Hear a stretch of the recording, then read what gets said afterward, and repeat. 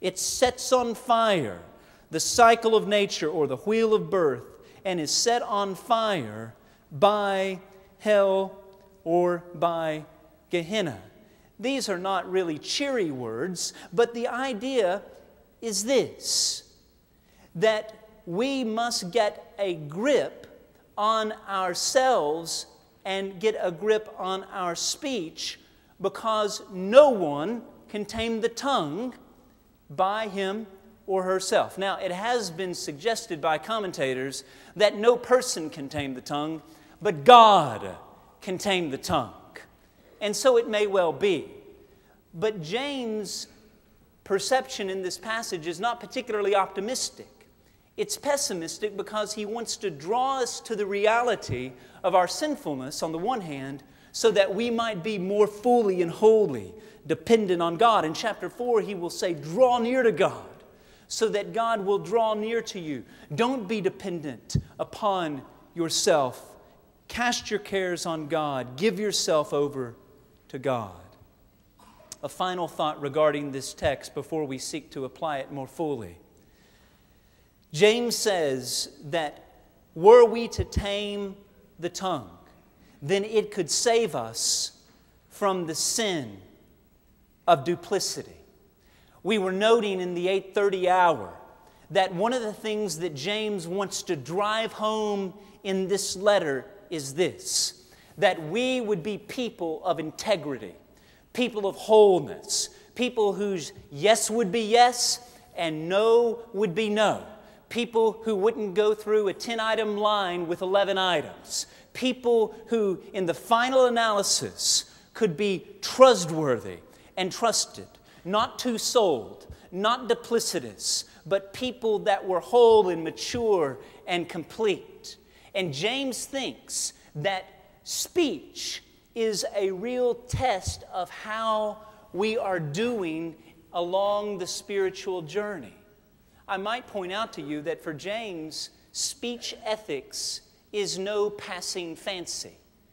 Out of the 108 verses in this epistle, no less than 38 are given over to matters relative to speech.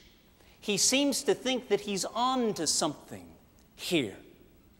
And in a day when the discourse in our country, and yes, in many of our congregations, has reached an all-time shrill, I think James has a remarkable word to offer to us. But it's more than about civility. It's about spiritual commitment and spiritual purity. So taming the tongue can save us from the sins of duplicity. We ought not bless God and then turn around and curse the one created in the image and likeness thereof. There is incongruity there. Take a look at nature. It doesn't work that way. If you go to a spring, you're not going to get fresh and bitter water simultaneously. You're going to get one or the other. If you go to a fig tree looking for grapes, you're not going to find them there. And should you go to an olive tree looking for figs, you're not going to find them there. And so James is trying to say, be people who are characterized by maturity, by consistency, by integrity. A few more thoughts then regarding the exposition of this text on a practical level. First of all, in order to control our tongues, we must allow the Lord to control our lives. At the end of the day, this is a question of lordship. Are you suggesting something as simple as speech is a question of lordship? I'm suggesting that. And in the event that we would yield more fully to God, I think that we would find our speech mirroring that commitment. James says that we are to be people who are conformed more fully to Christ's character.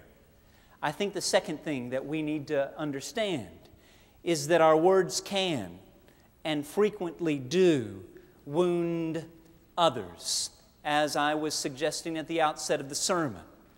A story is told of, this is the way the story is told. You could change the characters, but here it comes. Of a person in a congregation, for whatever combination of reasons, decided to tell a story on that congregation's pastor. And a good name is to be treasured above rubies, and that was lost in this exchange. And this person falls under conviction, comes to the pastor asking for forgiveness, and the pastor, of course, says, well, sure, you're forgiven. But do me a favor. Go fetch from your home a feather pillow, and in so doing, bring it back. Check. Here's the pillow, pastor. This is odd. And the pastor says, now take it to the town square. It was another day, you can imagine. And in doing this, then why don't you cut open the pillow and allow its contents to spill out, and then come chat with me. And she does, or he does, and returns to the pastor, and the pastor says, now go gather the contents of that pillow. And the person said, well, that's rather impossible. And the pastor says, yes, and that's the point.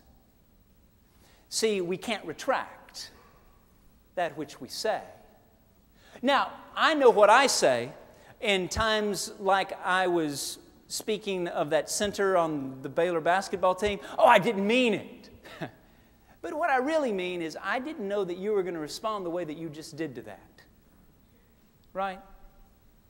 So, words can wound. Let's note that we are not to use spiritual concern as an excuse to slander others. I know that you would never do anything like this, but on occasions I'm tempted. Have you heard about so-and-so's struggle? We need to pray for brother. Have you heard about so-and-so's saga? We need to pray for sister. Now, I'm in no way minimizing the fact that information enables intercession. But we need not rehearse and make commentary at every twist and turn, especially in an attempt to denigrate the other in order to elevate the self, to vilify the other, to glorify the self. There's a time to speak, Ecclesiastes reminds, and a time to keep silent.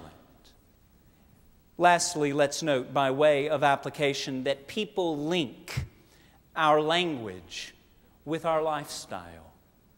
People link our language with our lifestyle. Ephesians, if I may, says, entirely out of place is obscene, vulgar, silly talk. Instead, let there be thanksgiving.